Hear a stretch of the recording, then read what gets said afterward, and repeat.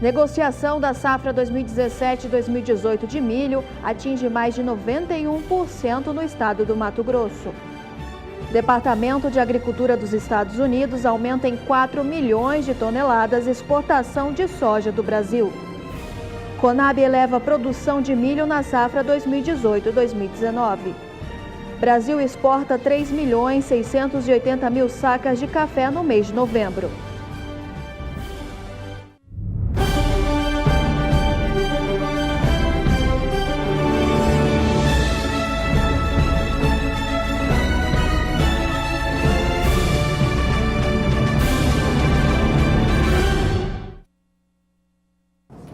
Olá, uma boa tarde a você. Começamos agora mais uma edição do Agricultura BR. Que bom que você está conosco. Boa tarde, Carla. Boa tarde, Fabiano. Boa tarde para você de casa. Começamos esta edição falando sobre um assunto que tem preocupado corretores brasileiros, é o subsídio dos Estados Unidos para o algodão.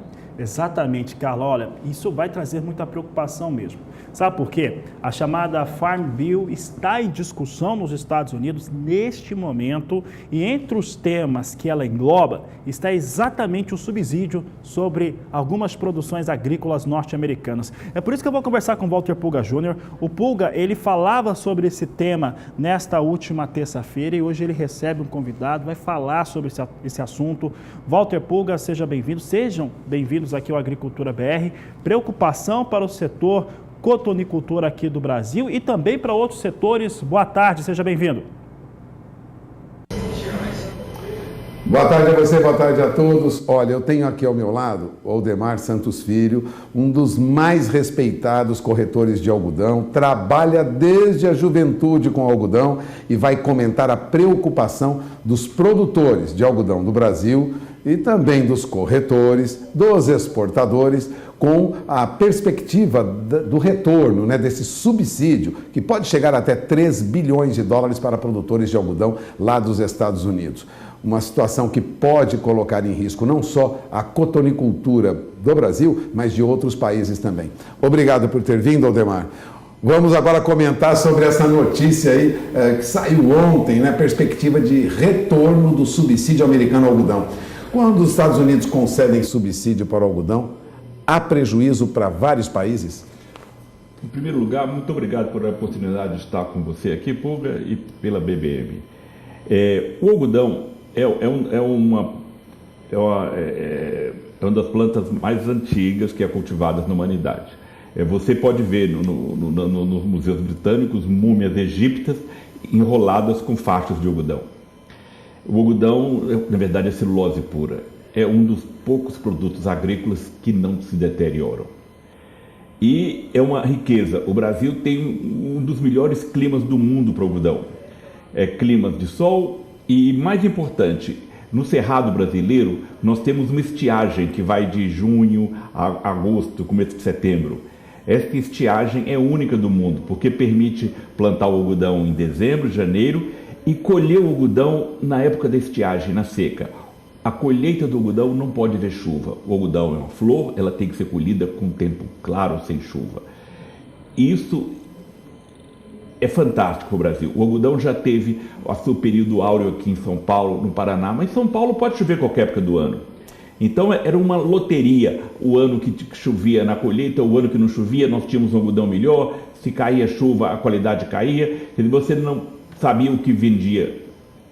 E no Paraná também isso ocorria.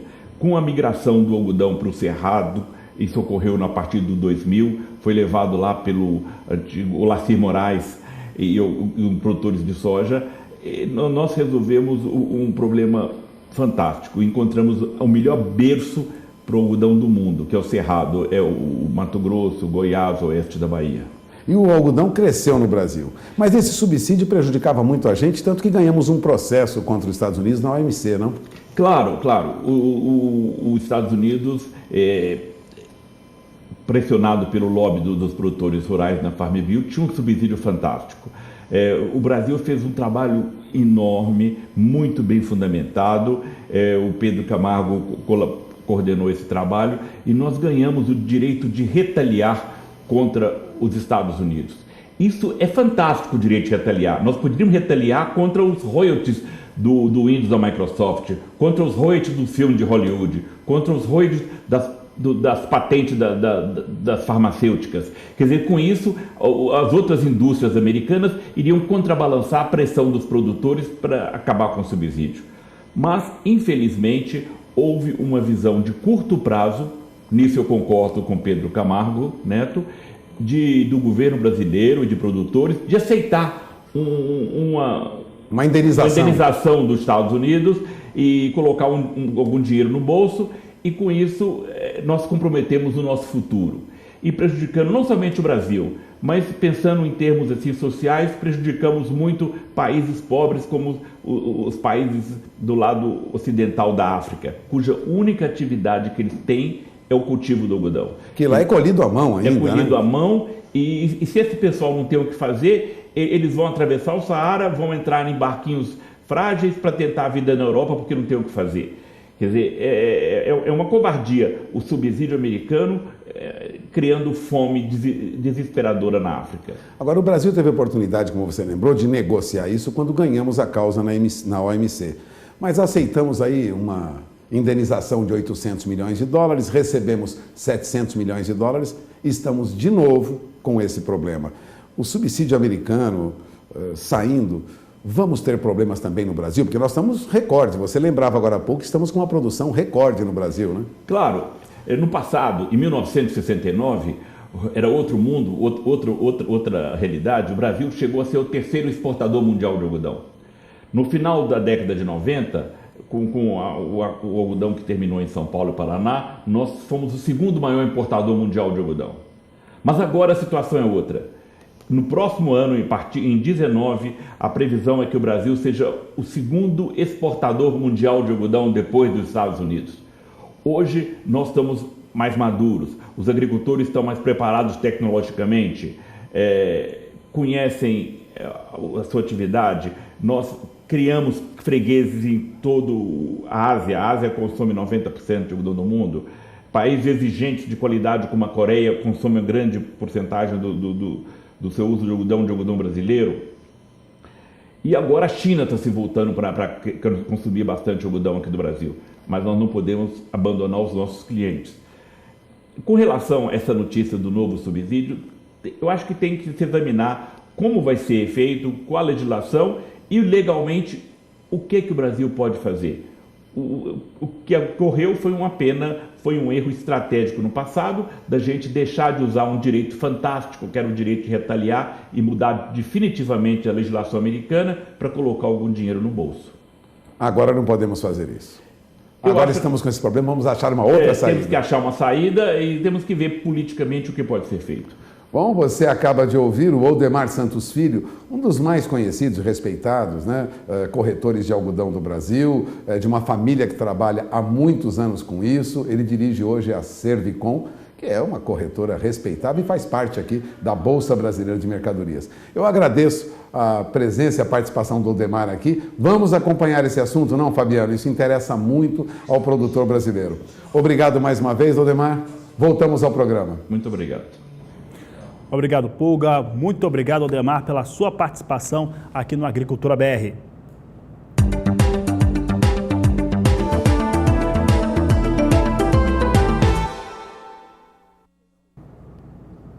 O Agricultura BR agora fala sobre soja e fala um pouco a respeito do relatório de oferta e demanda do Departamento de Agricultura norte-americano apresentado na tarde desta quarta-feira, e falamos também sobre a visão que o Rabobank, que é o maior banco cooperativo agrícola do mundo, banco com sede na Holanda, fez depois que analisou primeiramente os dados da campanha 18-19 estimada pelos norte-americanos.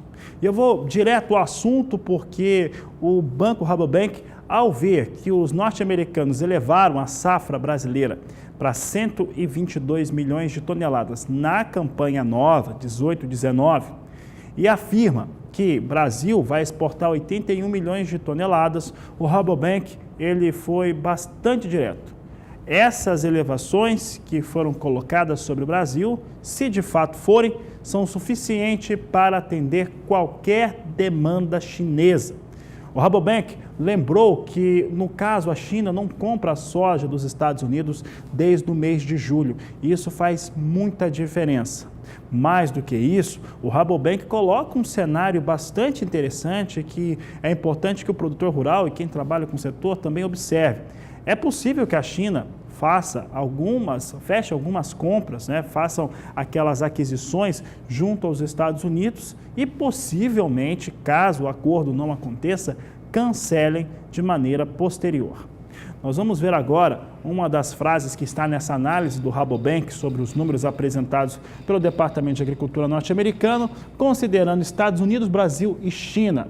Faz sentido o governo chinês reforçar as reservas com compras estratégicas de curto prazo dos Estados Unidos para satisfazer o presidente Donald Trump em meio à negociação de um acordo comercial. O que acontece aqui na visão do Rabobank é muito simples. China deve fechar alguns contratos de compra de soja norte-americana.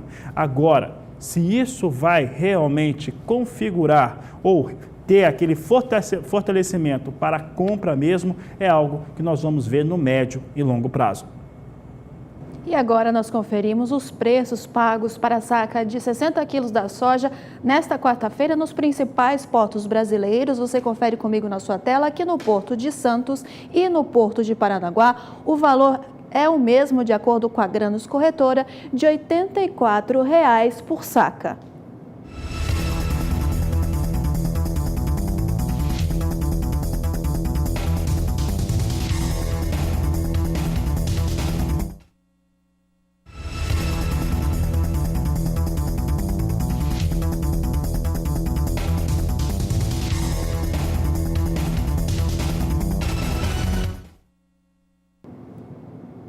E o Departamento de Agricultura dos Estados Unidos divulgou na tarde desta terça-feira o relatório de oferta e demanda da soja em relação ao ciclo 2017-2018 no Brasil. Os norte-americanos não apresentaram alterações nem mesmo para as exportações. Você confere comigo os dados na sua tela que o USDA trouxe sobre a oferta e demanda de soja no Brasil da safra 2017-2018, que aponta para uma produção de 120.300.000 toneladas. As exportações, de acordo com o USDA, são de 76.200.000 toneladas. Já em relação ao consumo, ficou em 45.940.000 toneladas. Fabiano.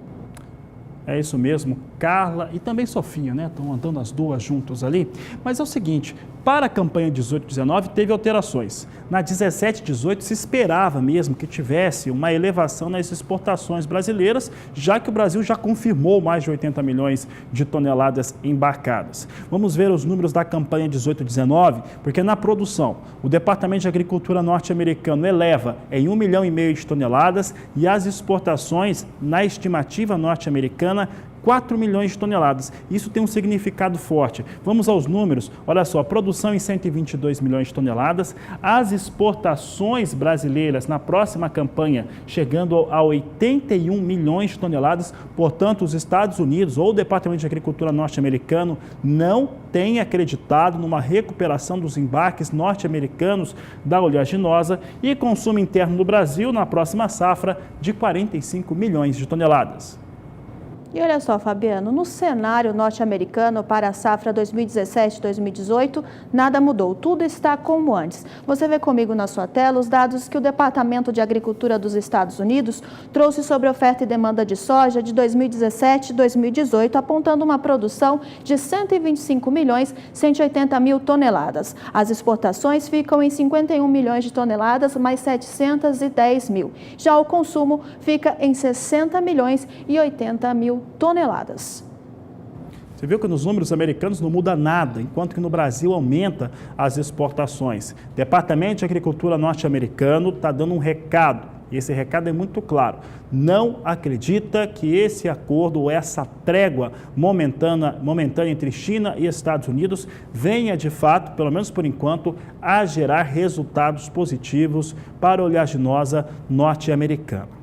Falando do cenário global, os números para o mundo todo refletem a elevação no Brasil. Essa produção um pouco mais cheia, com isso tem uma produção cerca de 2 milhões de toneladas acima daquilo que era previsto em novembro, enquanto que se tem também um estoque maior, um estoque que fica 4 milhões de toneladas superior. Veja só que a produção agora é estimada em 369 milhões e 200 mil toneladas, produção global, 2 milhões acima do que era previsto em novembro, os estoques em 115 milhões e 330 mil toneladas, portanto 4 milhões, acima daquilo que vinha no mês passado, com consumo estimado em 351 milhões 530 mil toneladas. Esses são os números para a soja no cenário global, portanto com produção estimada maior, estoques também. Vamos saber como é que soja de Chicago vem sendo negociado nesse momento. Vem com alta, vem ganhando aqui 5 centes de dólar, recuperando também, como ontem, um pouco daquilo que perdeu nos 2 pregões de início de semana. Posição de janeiro vem negociada 9 dólares 20 centes por bushel, março 9 dólares 33 centes, maio 9 dólares 46 centes por bushel e julho 9 dólares 57 mais 6 por bushel. São os negócios neste momento com a soja na Bolsa de Chicago. Ainda de acordo com o relatório de oferta e demanda do Departamento de Agricultura dos Estados Unidos, com relação à China, o USDA não trouxe alterações sobre os dados se comparados com o mês de novembro. Você confere comigo na sua tela os dados que o USDA trouxe sobre a oferta e demanda da China em relação à soja da safra 2018-2019, que aponta uma expectativa de produção de 16 milhões de toneladas. Já a importação vem a 90 milhões de toneladas. O estoque fica em 19 milhões 840 mil toneladas e o consumo bem mais alto aí de 109 milhões e 600 mil toneladas. E agora nós vamos assomar meteorologia para ver com a Juliana Rezende como fica o clima para os estados de Mato Grosso do Sul e para o Paraná. Juliana, seja bem-vinda, boa tarde. Olá, muito boa tarde, Carla. Boa tarde a todos que nos assistem. Pois é, áreas produtoras de soja, então, do Mato Grosso do Sul, do Paraná, acabaram sendo prejudicadas durante as últimas semanas porque tivemos persistência de tempo mais seco.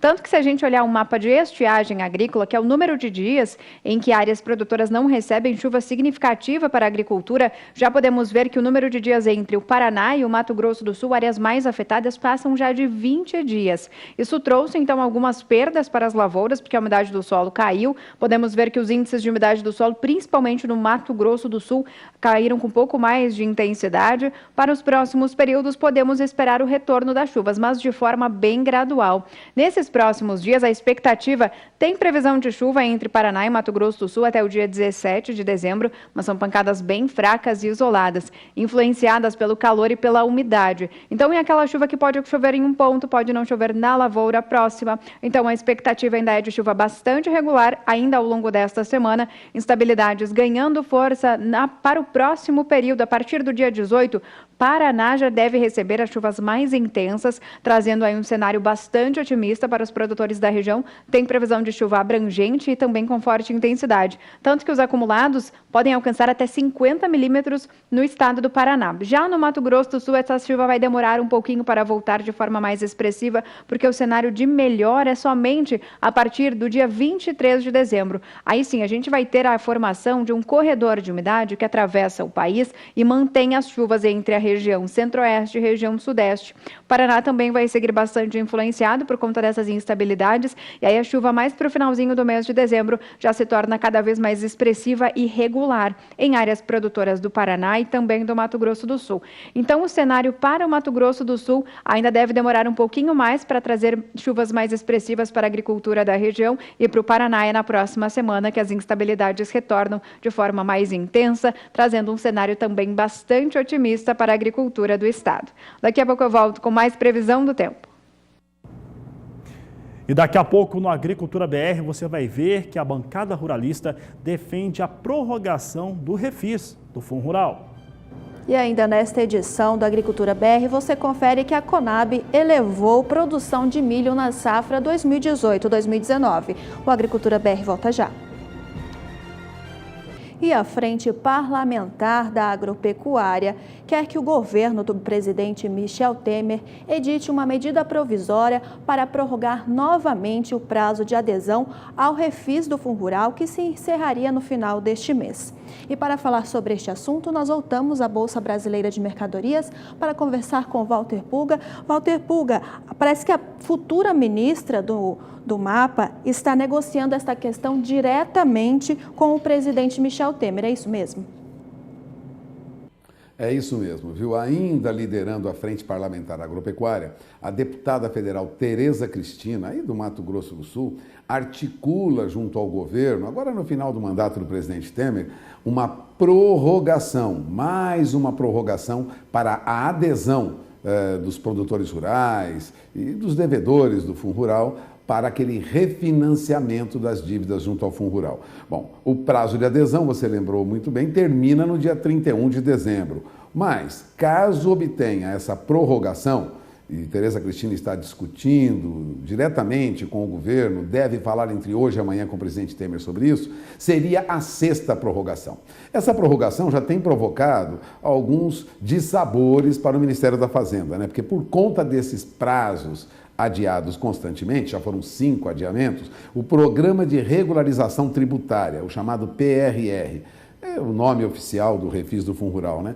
Teve até hoje, um ano de vigência, uma baixa adesão. Nesse período, o governo esperava ter arrecadado 1,5 bilhão até 2 bilhões de reais. Não arrecadou mais do que 325 milhões de reais. Resumindo, o governo reluta em conceder maior prazo, mas Tereza Cristina já conversou com o ministro Carlos Marum, da Secretaria de Governo, e ainda terá uma conversa com o presidente Temer sobre esse assunto. Ela pode conseguir a prorrogação do prazo de adesão ao Refis do Fundo Rural e é o que os produtores pretendem. No entanto, o presidente Temer ainda não sinalizou que vai atender essa reivindicação. Portanto, de olho na informação, se a prorrogação for concedida, até o final desta semana nós teremos esta informação. Esse prazo seria estendido, segundo a Frente Parlamentar Agropecuária, no pedido encaminhado ao governo, para março do próximo ano. Ou seja, o novo governo e ela, como ministra, estaria na administração desta negociação. Aliás, Tereza Cristina foi a grande, vamos dizer, articuladora do refinanciamento dessas dívidas do Fundo Rural durante todo esse período em que esteve à frente, né, e participando do grupo de parlamentares em defesa da agropecuária brasileira. É de se esperar que ela consiga mais essa prorrogação para aliviar aí, pelo menos por hora, para o produtor que está endividado com o Fundo Rural, o parcelamento dessa dívida, né, que já foi considerada mesmo uma dívida. Aliás, Tereza Cristina não defende, ela é contrária ao perdão dessa dívida. Ela defende o parcelamento dessa dívida. Ela não admite, ela não aceita um perdão dessa dívida ao Fundo Rural. É com você em Campo Grande, Carla. Fica aqui um pouquinho ainda, Pulga, porque agora nós mudamos de assunto e falamos sobre mercado financeiro. O dólar que vem operando em movimento de queda nesta quarta-feira, com a moeda norte-americana acompanhando o mercado internacional após um dia de trégua das preocupações com a guerra comercial entre os Estados Unidos e a China. Nós vemos agora como opera a moeda norte-americana no Brasil, uma queda de 1,85%, com o dólar sendo vendido a R$ 3,84 mais 7. Então, Pulga, como fica este cenário do dólar no mercado financeiro nesta quarta-feira? Olha, é uma surpresa, mas o dólar não perde apenas frente ao real, não. Perde frente a outras moedas em todo o mundo, né? Agora há pouco já operava, e você lembrava bem, na faixa de R$ 3,84, mais 70, mais 40, ou seja, a baixa de 13,85, e chegou a ceder um pouco mais. Chegou a ter uma baixa de quase 2% o dólar hoje. Agora, o noticiário positivo no exterior é que faz com que o dólar opere em queda em comparação com outras moedas de países emergentes, né? Destaque aí para o real. Frente ao real, ele perde um pouco mais, mas há também uma perda frente a outras moedas. Bom, tudo isso por conta de um alívio na tensão entre Estados Unidos e a China. Isso traz um alento para o mercado, né? A China já teria admitido a redução das tarifas impostas aos veículos, aos carros americanos que são comprados pelos chineses. Isso alivia um pouco a tensão e o presidente Donald Trump começa também a aliviar de sua parte a pressão que ele faz sobre empresários chineses, inclusive aquela empresa de alta tecnologia que teve a sua vice-presidente presa no Canadá, também uma pressão dele em relação à soja. Ele quer aliviar um pouco o imposto acentuado sobre produtos americanos, lógico, em retaliação de tarifas feitas pela China. De outro lado, ele deverá ceder um pouco também. Isso traz algum alívio para o mercado. Se essas negociações vão avançar, vai depender de negociações nos próximos dias. Vamos atravessar aí 2, 3 meses de negociação entre China e Estados Unidos. Mas esse alívio já traz o dólar em queda, né? O dólar na faixa de 13,84. Não retoma aquela trajetória de baixa, Carla, que nós vimos anteriormente, os analistas com previsões de dólar a 3,60, 3,50. Era de se esperar. Não está ocorrendo e dificilmente vai ocorrer. Agora, a notícia boa é de que a Bolsa brasileira já abriu em alta, né? Agora há pouco já operava aí acima de 87.400 pontos. A nossa Bolsa sobe de novo. As ações da Petrobras, a Bolsa subia agora há pouco, o principal índice, é o índice Bovespa, subia 1,14%. Entre as ações que são destaque, lógico, como sempre Petrobras, apresentam altas firmes, né? Agora há pouco o índice Bovespa subia mais de 1,10% e a Petrobras tinha alta de 1,85%. A Petrobras ON, né, ordinária, ações ordinárias, subiu 1,33%. Então nós temos aí Petrobras puxando essa alta, lógico, a Vale subiu mais de 1% também agora há pouco, as siderúrgicas, como Companhia Siderúrgica Nacional, subiu quase 4,80%, o Usiminas subiu mais de 4%, a Gerdau subiu 1,36%, são papéis de empresas siderúrgicas que trazem o índice Bovespa para cima. Então temos o dólar em queda e a nossa bolsa em alta. Tudo isso sob a expectativa de vamos dizer, um alívio na tensão entre a China e Estados Unidos. Mas é um alívio muito frágil, de olho na informação, porque as coisas podem mudar até o final do dia. É com você, Carla. Obrigada, Pulga, por hoje. O Pulga que volta com mais informações do mercado na terceira edição da Agricultura BR às 17h20.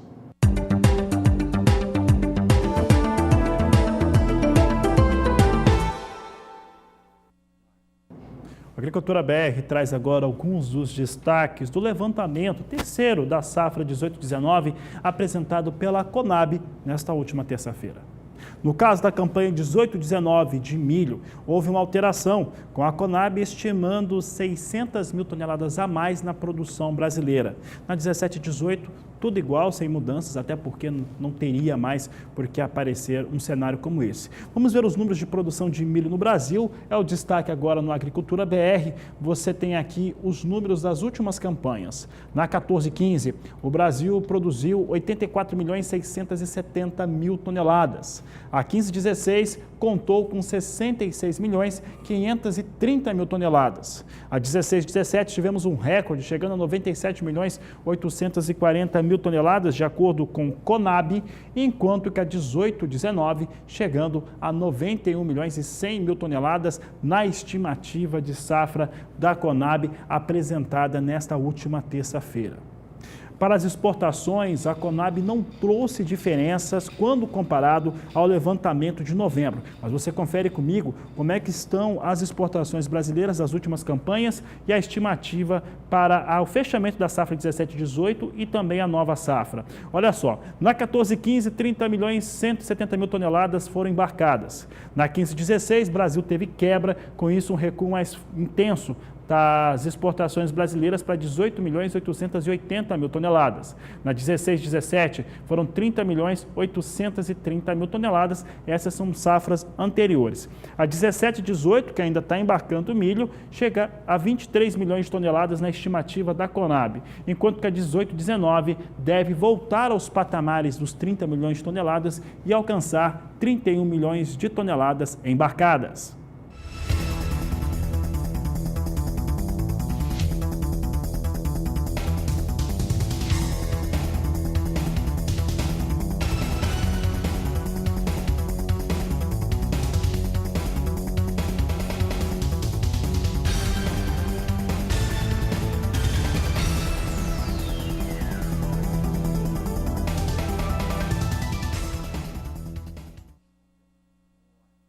E o Instituto Mato Grossense de Economia Agropecuária, o IMEA, divulgou como é que está a comercialização do milho no estado, que anda lenta. Vamos ver os números então. De acordo com o IMEA, a comercialização no estado de Mato Grosso para o milho, ainda na campanha 2017-2018, até a primeira semana de dezembro, totalizou 91,71% da produção, um avanço de 3,41 pontos percentuais no período de novembro de 2018.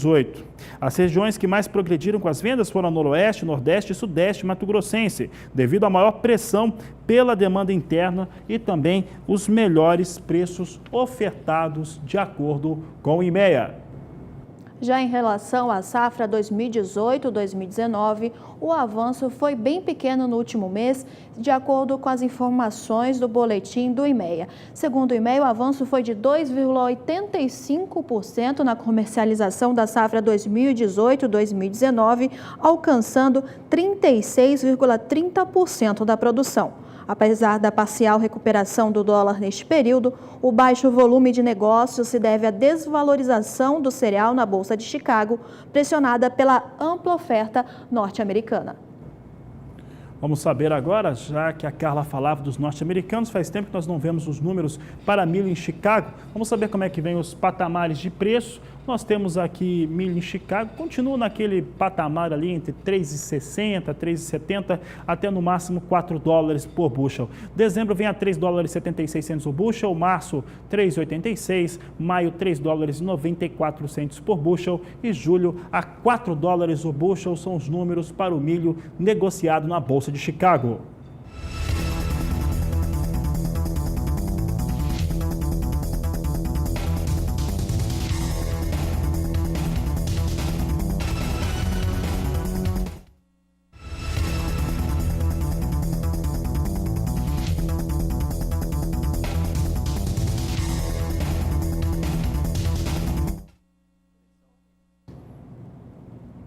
E na manhã de hoje, a Federação da Agricultura do Estado de Mato Grosso do Sul convocou toda a imprensa para fazer um balanço do ano de 2018. Na oportunidade, o presidente da FamaSul, Maurício Saito, falou a respeito do potencial do agronegócio no estado, falou também a respeito dos fatores que deram certo nesse ano de 2018 e até sobre as expectativas para o próximo ano. Nós temos hoje aí, através da produção agropecuária, mais de 30 bilhões de reais produzidos pelo agronegócio sul-mato-grossense. Especificamente, aqui no estado de Mato Grosso do Sul, uma tendência de evolução maior pela característica que tem o estado na possibilidade de novas aberturas de áreas de produção. Lembrar que o estado de Mato Grosso do Sul utiliza muito bem as áreas antropizadas, temos uma pecuária que está sendo transformada em algumas regiões através de consorciação com a agricultura ou através de consorciação com a agricultura e floresta. Nós temos uma atividade cada vez mais pujante baseada em conhecimento e tecnologia. Por isso, a nossa expectativa de melhorar ainda mais esse valor bruto de produção. Além disso, para que a sociedade também tenha conhecimento, nós temos um estado em que não há conhecimento de desmate para a produção. Isso faz com que também nós tenhamos, além da questão econômica, uma questão de bastante preocupação com a questão de meio ambiente. E lembrar que toda a evolução que temos no estado de Mato Grosso do Sul, que seja vinculado à agropecuária, traz como consequência uma evolução da sociedade sul-mato-grossense. E veja no próximo bloco, o Brasil exporta 3.680.000 sacas de café no mês de novembro. E olha, daqui a pouco no Agricultura BR tem a participação do público no quadro Agricultura BR Responde. Então você já sabe, pode participar também. Mande a sua mensagem no nosso WhatsApp no 67996562266. Voltamos já. E o assunto por aqui no Agricultura BR é a produção de café.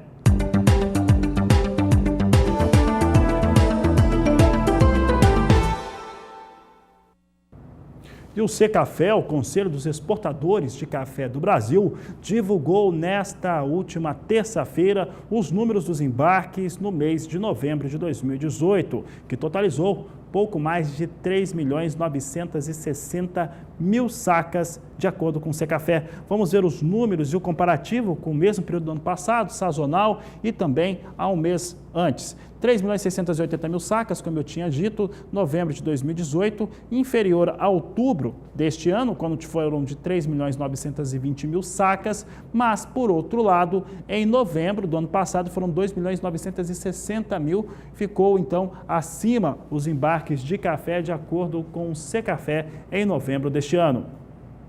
E a receita cambial do café em novembro deste ano apresentou uma queda de 1% em relação a novembro do ano passado, mas uma queda de 5,6% em relação a outubro, mês passado. Segundo o Secafé, a receita cambial no mês de novembro foi de 485 milhões de dólares.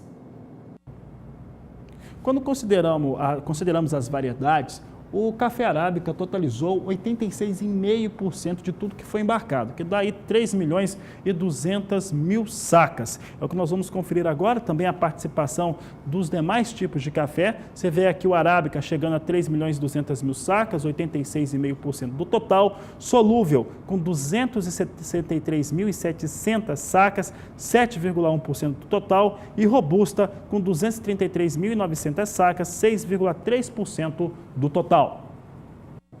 Em relação ao acumulado do ano civil, entre janeiro a novembro deste ano, as exportações de café do Brasil apresentaram uma alta de mais de 12% em relação ao ano passado. Você vê comigo na sua tela os dados que o Secafé trouxe sobre as exportações de café do Brasil, que no acumulado deste ano já registrou um total de 31.400.000 sacas exportadas, um crescimento de 12,5% na comparação com o mesmo período do ano passado. A receita cambial nessa comparação apresentou uma variação negativa de 3,9%, alcançando 4.550 milhões de dólares. Por aqui vamos saber como é que vem os negócios com o café arábica na Bolsa de Nova York, plataforma Ice Futures. Você confere comigo aqui os números. Você tem aqui o contrato de março a $1,03 por libra-peso na negociação, maio $1,06 mais 20 a libra-peso, julho $1,08 mais 90 por libra-peso e setembro $1,11 mais 30 por libra-peso. São os negócios com café arábica na Bolsa de Nova York.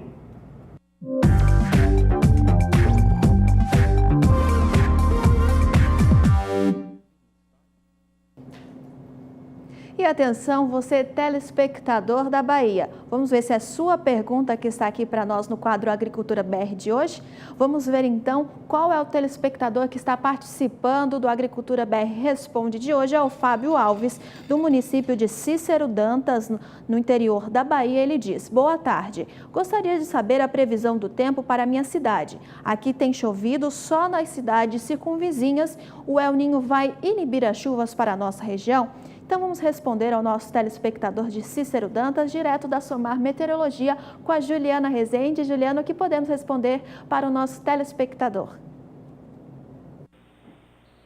Olha, Carla, podemos dizer para o nosso telespectador Fábio de Cícero Dantas, na Bahia, que é normal as chuvas ainda bastante irregulares durante essa época do ano na região de Cícero Dantas. Tivemos alguns episódios de chuva no comecinho do mês de dezembro, chuvas mais fortes e volumosas avançaram pelo interior da Bahia, provocaram então chuva na região mais próxima de Cícero Dantas, só que não é normal essa chuva toda nessa época do ano. Em Cícero Dantas, nessa época do ano, é normal que a gente tenha tempo firme predominando, poucos episódios de chuva, tanto que o acumulado para todo o mês de dezembro na região é de apenas 28 milímetros. É muito pouco em relação às demais áreas do país. Para os próximos períodos, vamos ter ainda predomínio de tempo mais seco na região de Cícero Dantas, na Bahia, porque não tem previsão de chuva aqui para o interior até o dia 17. Por enquanto, somente áreas de instabilidades atuando na faixa leste, litoral, ou seja, o tempo firme na região de Cícero Dantas. A partir da próxima semana, entre os dias 18 e 22, até tem condições condições para algumas pancadas de chuva, mas é uma chuva bem fraca, isolada. Pode acontecer de chover em algumas áreas mais próximas da região de Cícero Dantas e não cair exatamente na região do Fábio. A partir do terceiro e último período, tem previsão ainda de algumas pancadas de chuva de fraca intensidade na região de Cícero Dantas. Então, até pelo menos finalzinho de dezembro, durante todo o mês de janeiro, a expectativa ainda vai ser predomínio de tempo mais seco mesmo. Chuvas mais regulares na região somente a partir do mês de fevereiro. A expectativa, então, na região de Cícero Dantas ainda é de tempo firme para os próximos meses, regularização das chuvas a partir somente do mês de fevereiro, como é normal para esta época do ano na região de Cícero Dantas. E em relação ao El Niño, como a água do Oceano Pacífico Central ela ainda está em gradual aquecimento, o El Niño não está configurado, ainda não deve diminuir as chuvas na região de Cícero Dantas, então vai acontecer muito comum ao que é normal para a época do ano, muito semelhante à climatologia. E a climatologia é de tempo mais firme, com poucas chuvas na região de Cícero Dantas, então os episódios de chuva que acontecerem entre dezembro e janeiro ainda vão ser bastante fracos e isolados. Regularização das chuvas mesmo, somente a partir do mês de fevereiro na região de Cícero Dantas. Hoje eu encerro por aqui a minha participação, amanhã eu volto com mais previsão do tempo. Até amanhã, boa tarde. Uma ótima tarde para você, Juliana. Até amanhã. E olha, daqui a pouco a Agricultura BR traz os destaques do Showtech 2019, que vai contar com uma vitrine para o setor de hortifruti. Também nós voltamos com as informações finais desta edição. Voltamos já. A Agricultura BR está de volta, destacando o Showtech 2019.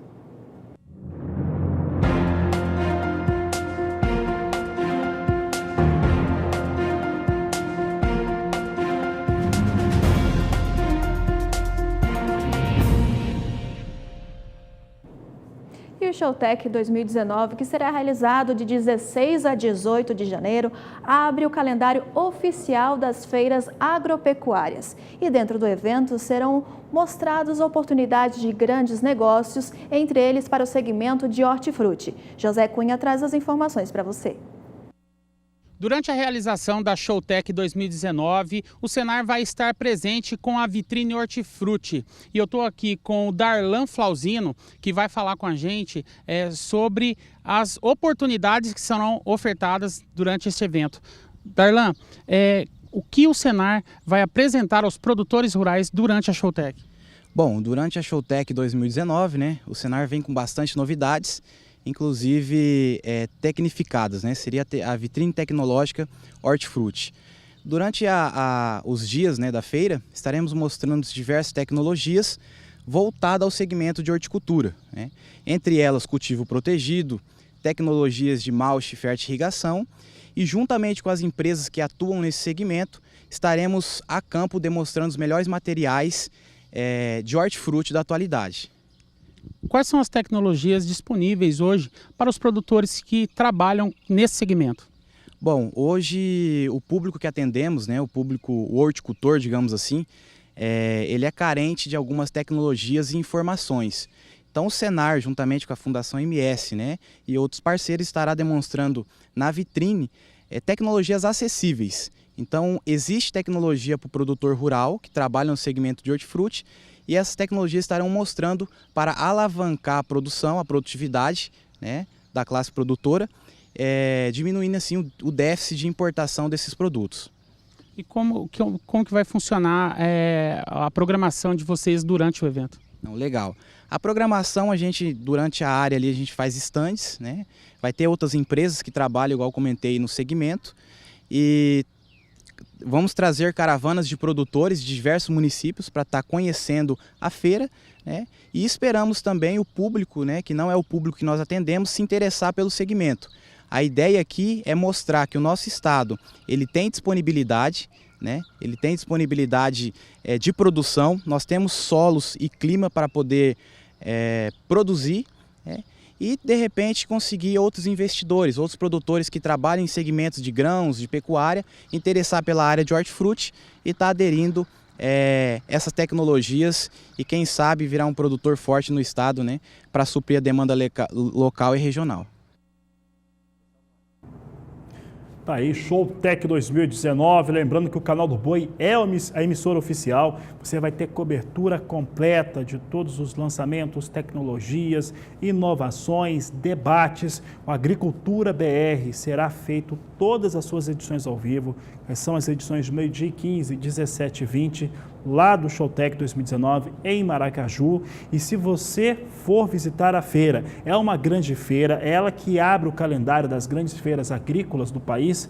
Se você estiver no Mato Grosso do Sul, vá até Maracaju, vá até a Showtech, a sede da Fundação MS, e visite o estande do Canal do Boi. Nós vamos ter o maior prazer em receber os nossos telespectadores, agricultores, pecuaristas do país, para conversar, para fazer negócios e muito mais. Então, Showtech 2019, de 16 a 18 de janeiro, é claro que é aqui pelo Canal do Boi. Vamos falar agora sobre os números finais deste programa, vamos saber como é que vem operando soja neste momento. Soja vinha com alta na abertura da edição, nós temos aqui essa alta se elevando, vindo um pouco mais expressiva agora, próximo ou na casa de 800 o bushel, é a alta de momentânea. Posição de janeiro vem a 9 dólares 23 centes o bushel, março 9 dólares e 36, maio 9 dólares 48 centes mais 4 por bushel e julho 9 dólares 60 centes mais 2 por bushel. Seus negócios com a soja na Bolsa de Chicago. E nós conferimos agora como está se movimentando o dólar no mercado financeiro brasileiro. O dólar que vinha em movimento de queda e continua em queda, uma queda de 1,96%, com a moeda norte-americana sendo vendida a R$ 3,84 mais 3. E com essas informações, nós encerramos esta edição do Agricultura BR, agradecendo muito pela sua companhia. Nós voltamos trazendo mais informações para você às 17h20, esse é o Agricultura BR. A inteligência e a transparência do agronegócio sempre com você. A todos uma excelente tarde, lembrando que nos vemos logo mais a partir das 17h20.